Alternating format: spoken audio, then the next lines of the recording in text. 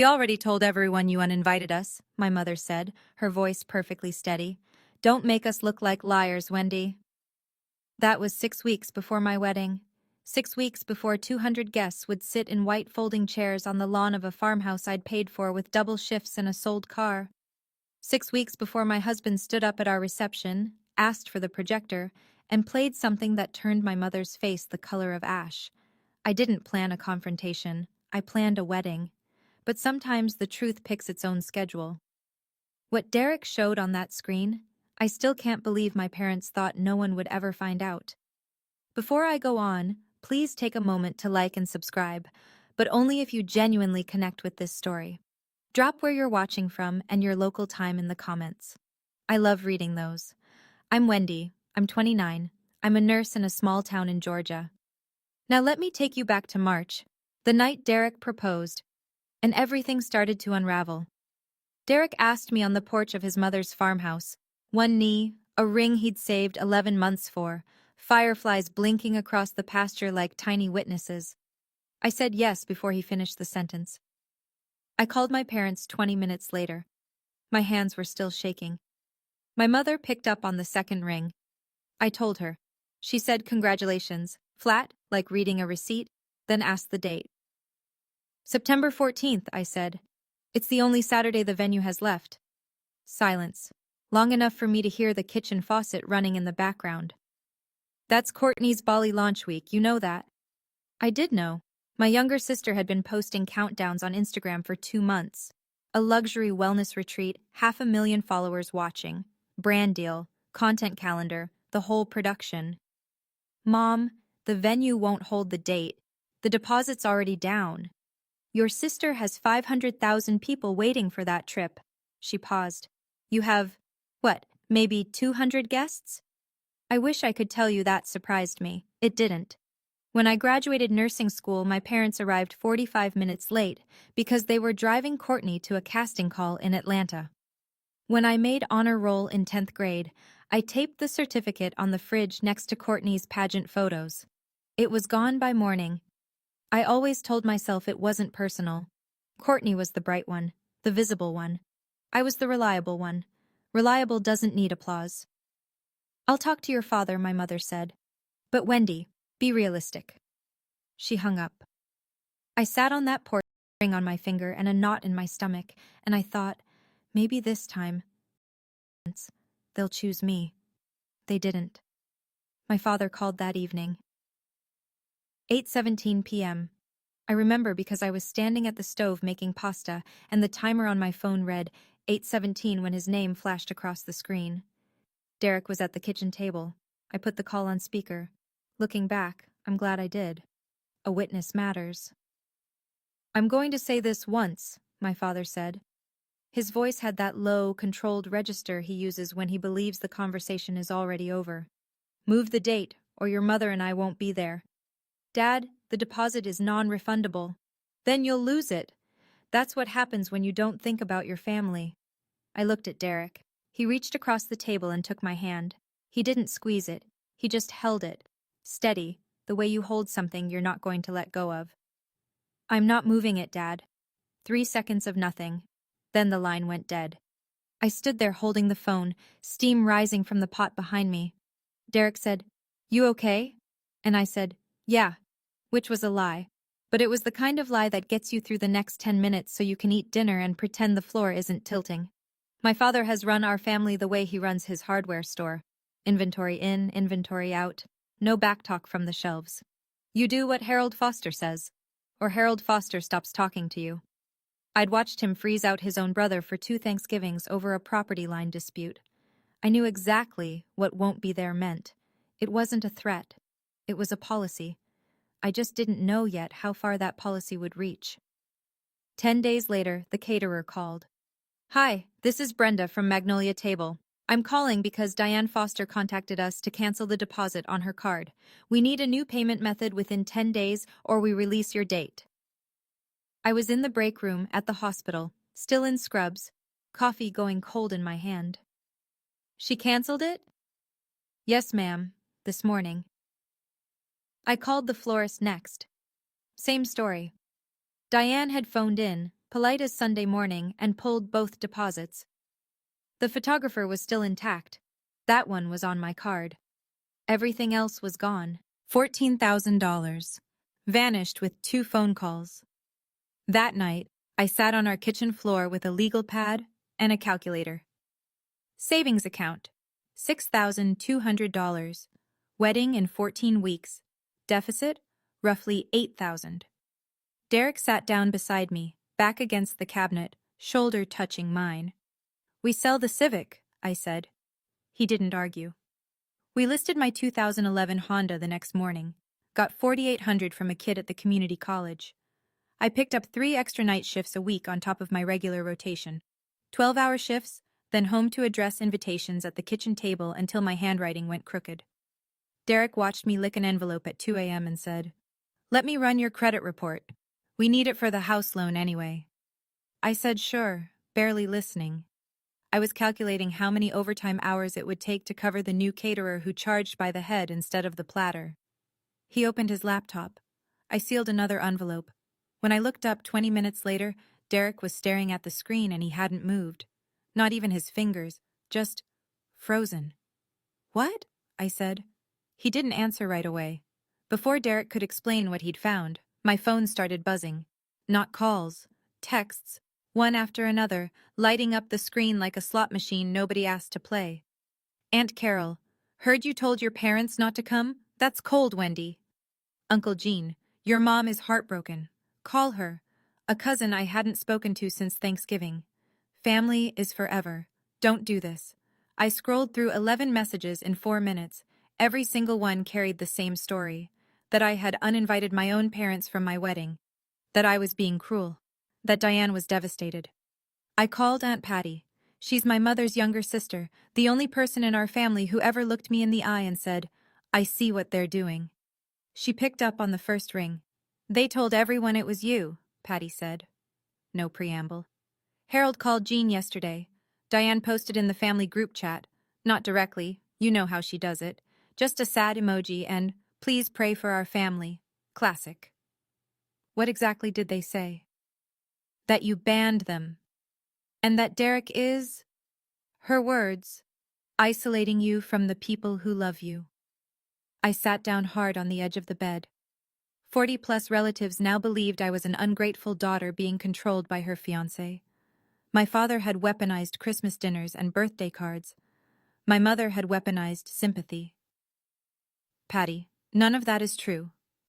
I know who you are, sweetheart. I'll be at that wedding." I hung up and stared at the ceiling. The damage was already spreading, root deep, through every branch of the family tree, and I didn't know yet that my mother was about to take it one step further, to someone I actually cared about impressing. 2 days later, Derek came home from his mother's house looking like someone had rearranged the furniture inside his chest. "My mom got a phone call," he said. He sat across from me at the table, hands flat, the way he does when he's choosing words carefully. "A woman named Diane called her, told her you have emotional instability, said she should, quote, keep an eye on you." The room tilted. Not dramatically. Just a slow, quiet tilt, like a picture frame sliding off a nail. My mother had called Ruth Calloway, my future mother-in-law, a woman I'd only known 8 months, a woman whose respect I was still earning. And Diane had called her to plant a seed that I was broken. Canceling the deposits, I could handle. Turning the relatives against me, I could stomach. But calling Derek's mother to sabotage the only new family I was building, that was different. That wasn't punishment. That was demolition. "What did your mom say?" I asked. She said, "I've spent 30 years in a courtroom. I know what manipulation sounds like." Ruth Calloway had worked as a clerk at the county courthouse until she retired. She'd sat through custody battles, fraud hearings, protection orders. She didn't rattle. "She recorded the call," Derek said. "Georgia's a one-party consent state. She said if we ever need it, it's ours." I sat with that for a long time. Then I said the truest thing I'd said in weeks. "I'm not fighting them, Derek. I'm just done explaining myself." From that point forward, all communication with my parents went through text, written record only. I didn't block them. I didn't yell. I simply stopped performing the role of the grateful daughter, and I didn't invite them back. Courtney FaceTimed me on a Tuesday night. She was in her studio apartment, ring light glowing behind her, lashes on, content ready even at 9 p.m. Her whole life was a set, and she never stepped off it. Just move it. It's one day. It's my wedding. And it's my career. Since when does your career outrank my marriage? She tilted her head the way she does when she thinks she's being patient with someone slower. Since it pays for Mom and Dad's new roof. That stopped me. I didn't know Courtney was funding anything for our parents. Or, more accurately, I didn't know our parents were telling Courtney she was funding them. What roof? Dad said the estimate was $12,000. I covered half, brand money. She shrugged like it was nothing, like writing a $6,000 check to your parents at 25 was just the price of being the favorite. Courtney, listen to me. I'm not moving the date. Then you're going to lose them. I already lost them. A long time ago. She blinked. For half a second something cracked behind the ring light. A flicker of recognition, maybe guilt. Then it sealed shut. Just do what they want when. It's easier. Easier for who? She ended the call. I stood in the kitchen holding my phone and something Courtney said kept circling, since it pays for Mom and Dad's new roof. Courtney thought she was the family benefactor. She had no idea, or maybe she did, that my parents had other funding sources with my name on them. When Derek finished pulling my full credit report the next morning, we found out exactly where the roof money really came from. Before I could process what Derek found, my father went nuclear. Harold Foster sent a message to the family group chat. 32 people, 3 generations, from Aunt Patty to my 17-year-old cousin in Jacksonville. Diane and I will not attend Wendy's wedding. She has made it clear that our family traditions don't matter to her. We hope she'll come around. Please respect our decision and give us privacy during this painful time. Painful time. Like he was the one selling his car and picking up night shifts. The responses piled up. Not for me, for them. So sorry, Harold. Praying for you both. She'll regret this one day. An aunt I hadn't seen since 2019 sent me a private message. Shame on you, Wendy. An uncle wrote, your parents gave you everything. Everything. They gave Courtney everything. They gave me a social security number to borrow against, but I didn't know that part yet. Not fully. I turned off my phone. I was sitting in my car in the hospital parking lot. My shift started in 20 minutes. The sky was that deep Georgia purple it gets right before it goes black.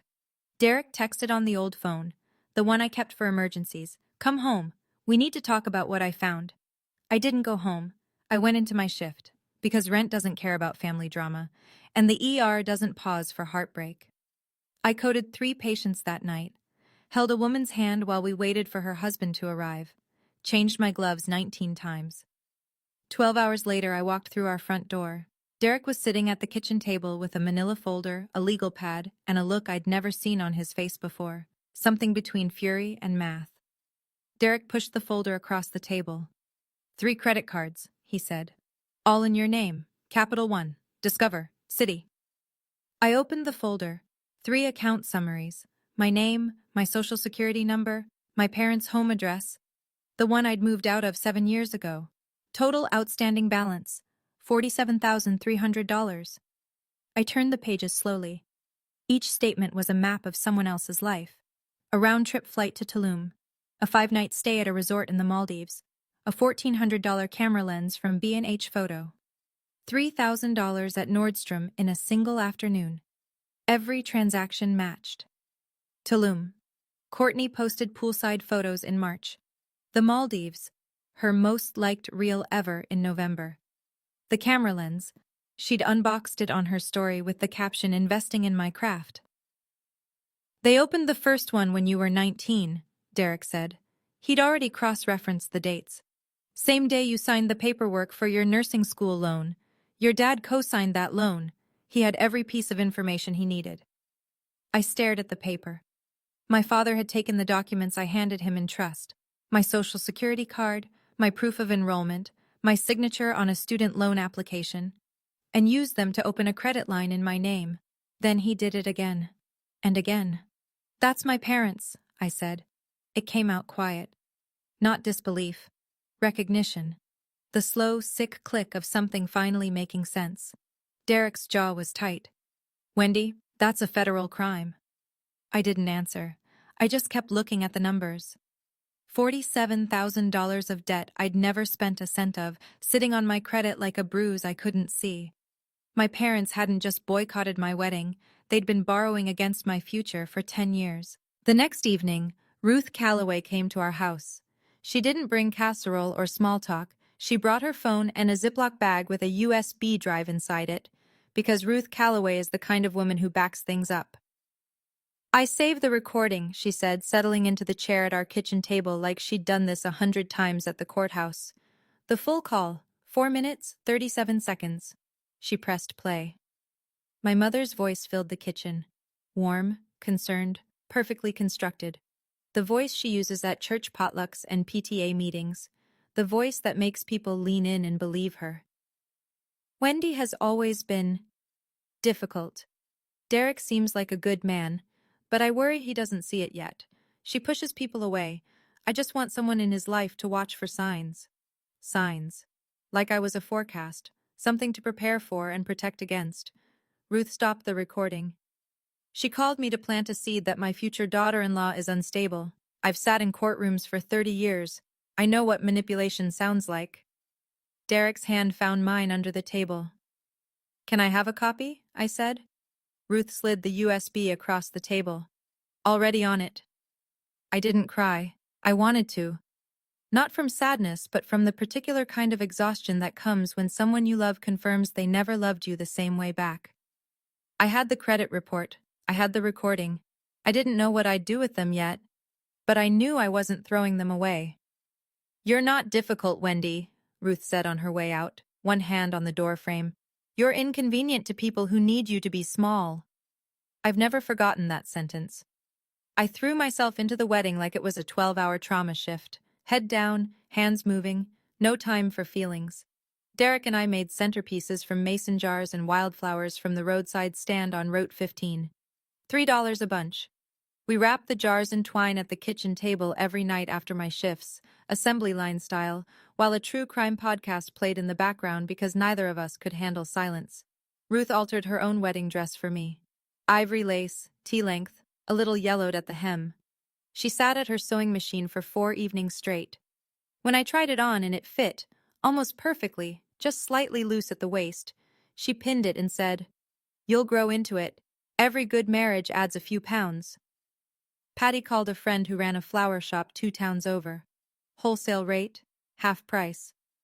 We moved the reception from the canceled restaurant to the Calloway family farm, the same pasture where Derek proposed. String lights from the barn supply store, rented tables, a borrowed sound system from Derek's college roommate. The RSVPs came in steady, 200 guests, most from Derek's side, his co-workers, our friends. My side of the aisle, Patty. A handful of nursing school classmates. That was it. My father called one last time, 13 days before the wedding. "Last chance, Wendy. Move the date and we'll forget this happened." "There's nothing to forget, Dad. I'll save you a seat in case you change your mind." He hung up. Patty texted me that night. "Your mom asked me not to come. I told her I'm an adult." I set the phone down, picked up a mason jar, and started wrapping twine. 14 jars to go, 13 days. I could do the math. I kept asking myself, why were my parents willing to miss their own daughter's wedding over a Bali trip? Was it really just about Courtney, or was there something else they were protecting, something that would fall apart if I stopped playing my role? Now I know the answer, but back then, I was still guessing. Have you ever had to choose between keeping the peace in your family and standing up for what's right? Tell me in the comments. September 14th, 71 degrees. Not a cloud. I woke up at 5:30 because my body doesn't know how to sleep past a shift alarm. The farmhouse was already lit gold. Ruth had been up since 4 arranging chairs on the lawn. I checked my phone. No messages from Harold, none from Diane, nothing from Courtney. Just a text from Patty. On my way, wearing waterproof mascara, no promises. I put on the dress in the upstairs bedroom that used to be Derek's when he was a kid. There were still model airplanes on the shelf. The lace sat cool against my skin. Ruth's stitches held perfect. Patty arrived at 9. She walked in, saw me, and her eyes went red instantly. She pressed both hands over her mouth. "I'm sorry they're not here," she whispered. "Don't be. You're here." She hugged me so tight the lace creaked. At 10 o'clock, the ceremony started. 200 people in white folding chairs on a sloped green pasture, wildflower centerpieces lining the aisle, the Callaway barn behind us like a cathedral with a tin roof. There was no one to walk me down the aisle. No father of the bride, no arm to hold. So I walked alone. I've walked into trauma bays with blood on the floor. I've told families their person didn't make it. I've held my composure through things that would flatten most people. But walking down that aisle by myself, 200 faces turning toward me, knowing my own parents chose a content calendar over this moment, that was the longest 60 feet of my life. Derek stood at the end. His eyes were wet. His hands were steady. I reached him. He took my hand. And I didn't look back. The ceremony was beautiful. I need to say that. Because what came after was loud, and the quiet parts deserve to be remembered too. Derek's best man read a passage. Patty held the rings. The officiant, a retired pastor from Ruth's church, spoke about choosing people who choose you back, and I watched 4 women in the second row reach for tissues at the same time. But I could hear the whispers. During the vows, during the pauses between words, little currents running through the crowd. "Where are her parents?" I heard she kicked them out. That's not what Diane told me. My co-worker Linda, head nurse, 23 years on the floor, afraid of absolutely nothing, leaned in during the ring exchange and squeezed my elbow. "Don't listen. You're radiant." I held it together, through the vows, through the kiss, through the applause. I held it together when Derek said, "I choose you, not because no one else would, because no one else could." I held it together when 200 people stood up and clapped and the sun broke wide open across the pasture like God was showing off. I held it together. The ceremony ended. People hugged us. Someone's kid threw wildflowers that stuck in my hair. Derek's college roommate started the music, a playlist he'd made the night before. Half country, half Motown, completely wrong and completely right. We moved to the reception area. Long wood tables under the string lights, catered barbecue from a place in Macon that owed Derek a favor, mason jar centerpieces catching the late afternoon glow. 200 guests, paper napkins, real love. The ceremony was perfect. The reception was where everything changed. I saw the headlights first, a silver Buick rolling slow up the gravel drive. Deliberate. The way you'd pull into a stage entrance if you wanted the audience to notice. My father stepped out in a charcoal vest and pressed slacks. My mother followed in a floral dress and fresh lipstick, camera ready, the way she always is when she knows people are watching. Diane spotted me across the lawn and her face broke into a wide, trembling smile. She walked straight toward me, arms open, voice pitched to Carrie. "Oh, sweetheart, we couldn't miss our baby's big day." She hugged me before I could move. Her perfume hit my nose. The same Estee Lauder she's worn since I was 12, and for one terrible second, my body almost softened into it. Harold shook Derek's hand with both of his. "Welcome to the family, son." Loud, warm, performed for the 8 nearest tables. People clapped. Someone at table 4 said, "See? They came after all." A woman I didn't recognize dabbed her eyes. The prodigal parents, returning just in time. What a beautiful story. I stood frozen. My bouquet hand had gone white knuckle around the stems. I looked at Derek. He met my eyes. His jaw was set, but his gaze was calm. The same look he gets when he's finished a spreadsheet and the numbers finally make sense. He gave me the smallest nod, almost imperceptible. The kind of nod that means, I know, and I'm ready. Because here's the thing my parents didn't account for. They showed up expecting to rewrite the ending. Smiling, hugging, performing. They thought they'd won. They had no idea Derek had brought a projector. The toasts started at golden hour. Derek's best man went first. Funny, short, a story about a fishing trip that got the crowd laughing. Then Ruth said a few words about the kind of woman she'd always hoped her son would find. She looked right at me when she said it, and I almost broke. Then Derek stood up. He'd kept his jacket off all night, sleeves rolled to the elbows. He looked relaxed, but I knew better. I'd seen him prep for bank audits with less tension in his shoulders. He took the microphone from the best man and smiled at the crowd. I want to thank everyone for being here, especially the people who showed up when it wasn't easy. A murmur. A few people glanced at Harold and Diane, who were seated at a table near the back. Diane with her ankles crossed, Harold with one arm draped over his chair, both of them wearing the satisfied expressions of parents who'd made a grand entrance. I also want to talk about honesty, Derek said, because Wendy deserves that. The murmur shifted. Glasses stopped clinking. Some of you received messages saying Wendy uninvited her parents tonight.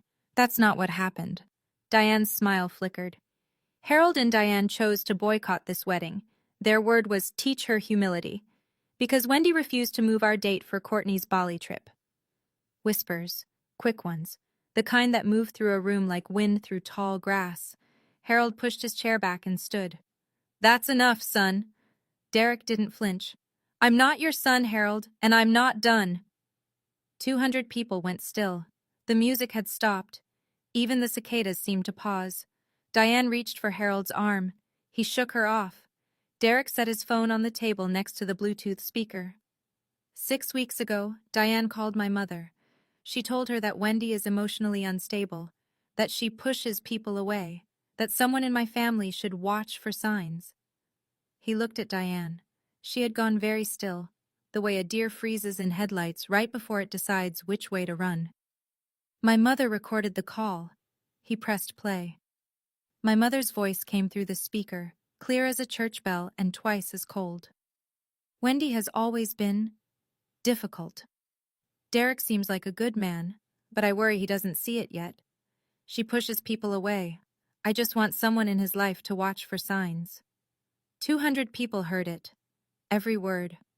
In my mother's own careful, concerned, rehearsed tone, the one that sounds like love, if you don't know what love actually sounds like. Diane shot to her feet. That's taken out of context.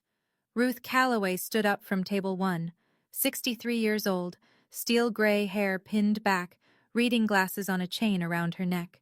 She didn't raise her voice. She never has to. I played the entire recording for my pastor, Ruth said. He said the same thing I did. It's manipulation. The crowd wasn't whispering anymore. They were silent. The kind of silence that has weight. Patty was crying at her seat, one hand pressed flat against the table, the other covering her mouth. She'd known her sister was cruel. She hadn't known the depth. Harold grabbed Diane's elbow. We're leaving. Derek held the microphone steady. You can leave. But there's one more thing your family needs to hear. Harold stopped walking. Derek's college roommate, the one who'd set up the sound system, pulled the white sheet tight between two barn posts. The borrowed projector hummed to life. Numbers filled the screen. 3 credit card accounts. My name at the top of each one. Below it, transaction after transaction, highlighted in yellow.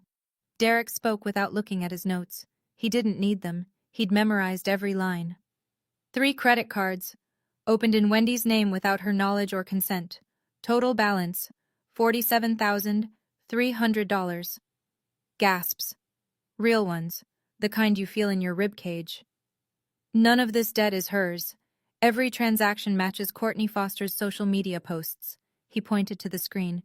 Resort in Tulum, March, business class to the Maldives, November, camera equipment, Nordstrom. All charged to accounts Wendy never opened.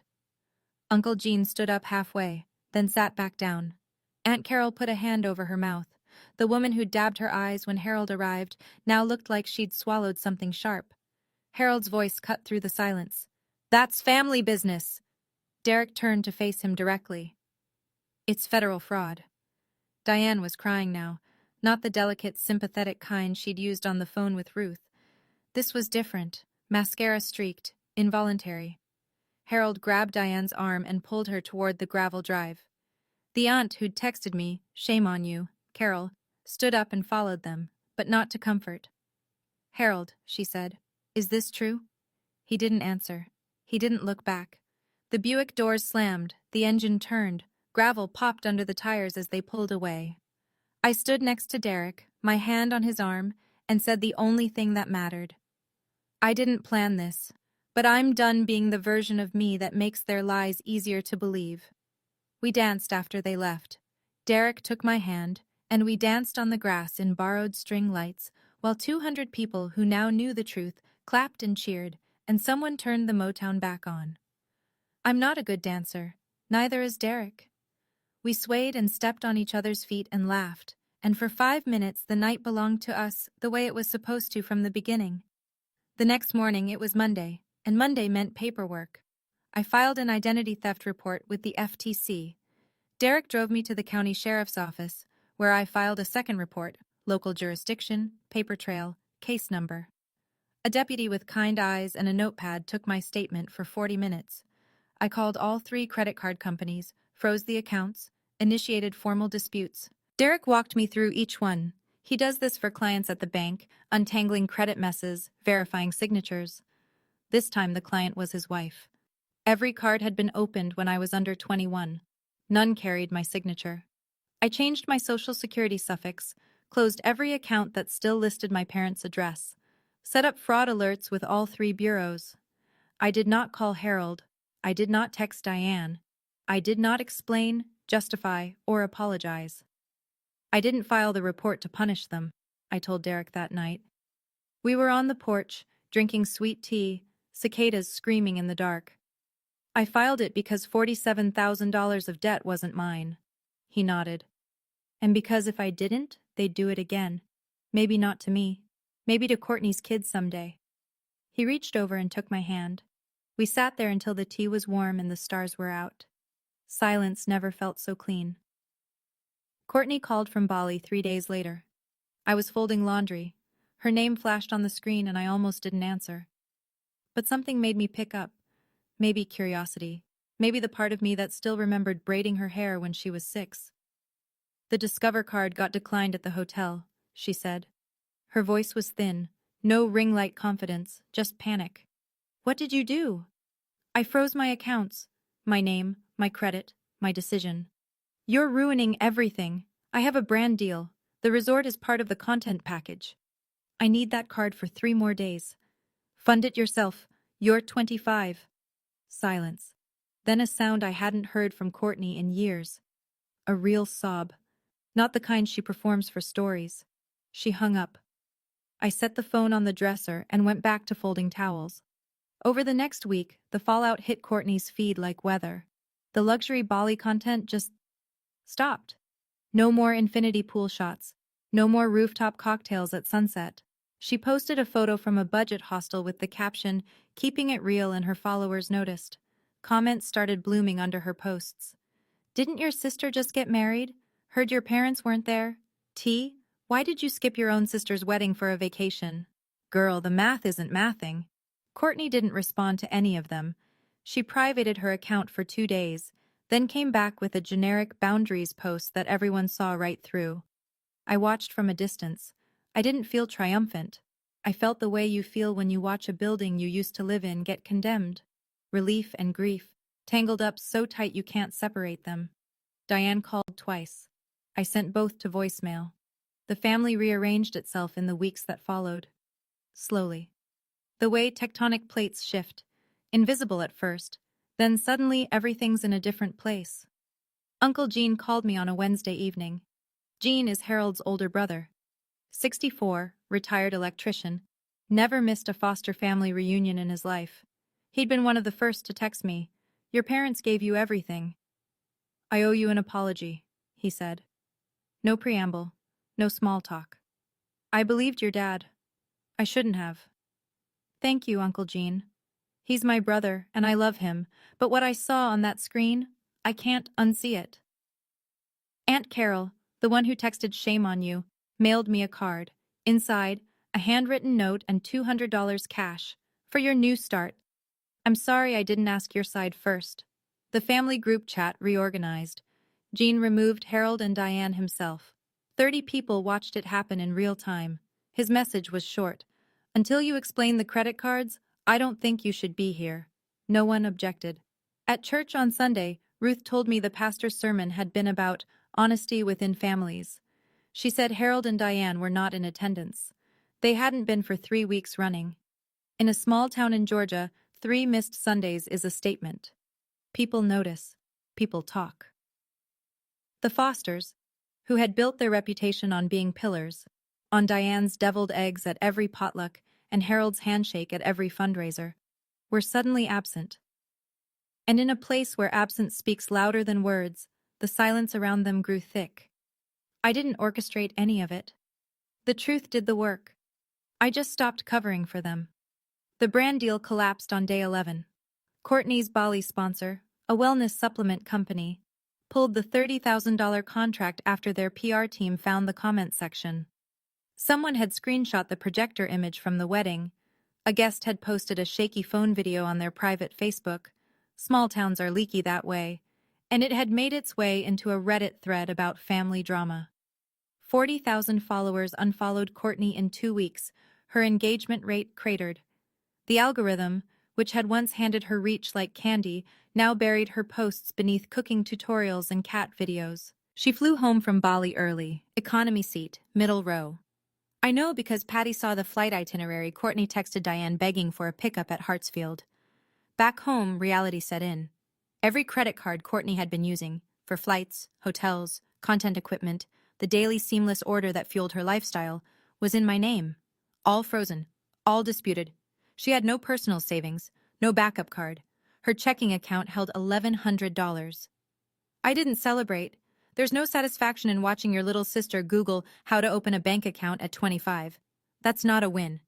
That's the receipt for a decade of someone else's parenting failure. Harold and Diane couldn't help her either. Without the cards in my name, their cash flow tightened overnight. The new roof Courtney had supposedly funded? Never happened. The money had gone to Courtney's expenses, funneled through accounts bearing my name, laundered through the fiction that it was family money being shared. The math was simple once you stripped the performance away. My parents had been running their younger daughter's lifestyle on their older daughter's credit, and now the credit was gone. Courtney called one more time, a Thursday, late, almost 11 p.m. Her voice was different, stripped down, no affect, no performance, no strategy, just tired. I knew about the cards, she said. I sat on the edge of the bed. Derek was already asleep. I didn't wake him. Not all of them, she continued. But the first one, the capital one. I was there when Dad opened it. I was 15. He said it was for emergencies. I asked whose name it was in, and he said yours, and I asked why, and he said, because Wendy doesn't need the credit right now. I thought that was normal. It wasn't normal, Courtney. I know that now. We sat in the silence for a long time. Not the hostile kind. The kind that happens when two people are standing in the same wreckage and neither knows where to step. I'm not calling to ask you to drop the report, she said. I know you won't. I'm calling because... I don't know. Because you're my sister and I used your name to pay for a life I didn't earn, and I don't know how to sit with that. I closed my eyes. I'm not ready to forgive you, I said. Maybe someday, but not today. I get it. She hung up. No drama, no tears, just a click and then nothing. I sat on that bed for a long time after, and then I cried. Not for the money, not for the wedding drama or the group chat or the credit report on the projector screen. I cried because I lost my sister a long time ago, maybe before she was even old enough to know she was being used. And this phone call was the first honest thing she'd said to me in years. Loss doesn't always arrive all at once. Sometimes it shows up dressed like a family. I keep wondering, if Courtney had told me the truth sooner, would things be different? Or did my parents build a system where both of us were trapped, just in different cages? Courtney got the golden one, I got the invisible one, but we were both locked in. What do you think? Does Courtney deserve a second chance? Or does knowing at 15 and staying silent for 10 years make her just as responsible? Tell me in the comments. 3 months after the wedding, a letter arrived. Handwritten. My father's blocky print on the envelope. No return address, but I'd know that handwriting from across a parking lot. It's the same hand that labeled every shelf in his hardware store. Wendy, you're still our daughter. This has gone far enough. 11 words. No mention of the credit cards, no acknowledgement, no apology, just a command dressed up as affection. Diane texted a week later, "Can we have Christmas together? For family?" The same phrasing she'd used in the group chat, the same packaging. Wrap the request in family and hope no one notices it's actually an instruction. I sat at the kitchen table, the same one where Derek had spread the credit report, the same one where Ruth had played the recording, and I wrote back, one letter, on paper, because some things should be permanent. Dear Mom and Dad, I will always be your daughter. But I will not be in a relationship where my name is used without my permission. My reputation is damaged behind my back, and my boundaries are treated as disobedience. When you're ready to acknowledge what happened, not explain it, not justify it, acknowledge it, I'll be here. Wendy. I sealed it, stamped it, drove to the post office myself. No response came. Not that week. Not that month. I won't pretend that didn't hurt. It did. Every holiday that passed without a call landed like a small stone in a jar I keep somewhere behind my ribs. But the jar doesn't overflow anymore, because I stopped adding my own stones to it. The guilt, the self-doubt, the voice that used to whisper, maybe you should have just moved the date. I don't need an apology to move on, but I need honesty to stay. 6 months after the wedding, we closed on a house. Small, 2-bedroom, 1-bath, a front porch with a railing that needs paint. It sits on a half-acre lot at the edge of town where the streetlights end and the fireflies begin. My credit report came back clean. Every fraudulent account disputed, investigated, and removed. Derek walked me through the final letter from Equifax like it was a diploma, which, in a way, it was. Proof that my name belongs to me again. Ruth brought a rose bush the day we moved in. Pink climbers. She planted it by the front steps and said, "Every house needs something alive that comes back every year." Patty comes for dinner every Sunday now. She brings cornbread, Diane's recipe, which she learned first and makes better. We sit at our second-hand table, the 4 of us, me, Derek, Ruth, Patty, and we talk about everything and nothing, and nobody performs, and nobody keeps score. I still work nights. I still wear scrubs that smell like hand sanitizer in other people's emergencies. I chose this job because I wanted to help people on their worst days. Turns out, I needed to learn how to show up for myself on mine. I didn't get the family I was born into. I got the family I built. And every single person at that Sunday table chose to be there. The hardest boundary I ever set was a 6-word sentence. "I'm not moving the date, Dad." And it changed everything. If you're waiting for permission to protect yourself from anyone, including the people who raised you, consider this your sign. You don't owe anyone your peace, not even family. Especially not family who borrows against your future and calls it love. That's my story. I know it's heavy, and I know some of you are sitting with your own version of it right now. A parent who controls, a sibling who takes, a family that asks you to shrink so someone else can shine. If this video made you feel seen, or angry, or a little lighter, that's exactly why I shared it. Hit subscribe if you want more stories like this, and check the description below. There's another story about a woman whose family tried to sell her house while she was deployed overseas. It's unbelievable. Thank you for staying until the end. I'll see you in the next one.